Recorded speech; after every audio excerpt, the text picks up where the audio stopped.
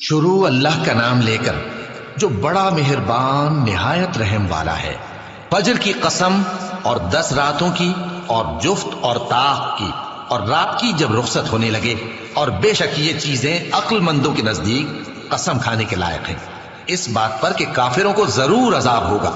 کیا تم نے نہیں دیکھا کہ تمہارے پروردگار نے قوم عاد کے ساتھ کیا کیا، جو ارم کہلاتے تھے، دراز قد مانند ستونوں کے، کہ تمام ملک میں ایسے پیدا نہیں ہوئے تھے؟ اور سمود کے ساتھ کیا کیا، جو وادی قرا میں چٹانیں تراشتے تھے؟ اور فرعون کے ساتھ کیا کیا، جو خیمے اور میخیں رکھتا تھا؟ یہ لوگ ملکوں میں سرکش ہو رہے تھے، پس ان میں بہت سی خرابیاں کرتے تھے، تو تمہارے پروردگار نے ان پر عذاب کا کوڑا برسا دیا۔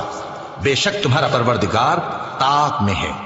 مگر انسان عجیب مخلوق ہے کہ جب اس کا پروردگار اس کو آزماتا ہے کہ اسے عزت دیتا اور نعمت بخشتا ہے تو کہتا ہے کہ میرے پروردگار نے مجھے عزت بخشی، اور جب دوسری طرح آزماتا ہے کہ اس پر روزی تنگ کر دیتا ہے تو کہتا ہے کہ میرے پروردگار نے مجھے ذلیل کیا۔ یوں نہیں، بلکہ تم لوگ یتیم کی خاطر نہیں کرتے، اور نہ مسکین کو کھانا کھلانے کی ترغیب دیتے ہو، اور میراث کے مال کو سمیٹ کر کھا جاتے ہو، اور مال کو بہت ہی عزیز رکھتے ہو۔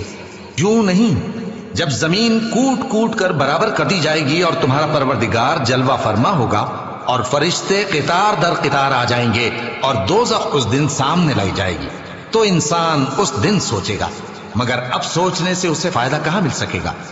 کہے گا کاش میں نے اپنی اس زندگی کے لیے کچھ آگے بھیجا ہوتا، تو اس دن نہ کوئی اللہ کے عذاب کی طرح کا عذاب دے گا اور نہ کوئی اس کے جکڑنے کی طرح جکڑے گا۔ اے اطمینان والی جان، اپنے پروردگار کی طرف لوٹ چل، تو اس سے راضی، وہ تجھ سے راضی، سو تو میرے خاص بندوں میں شامل ہو جا اور میری بہشت میں داخل ہو جا۔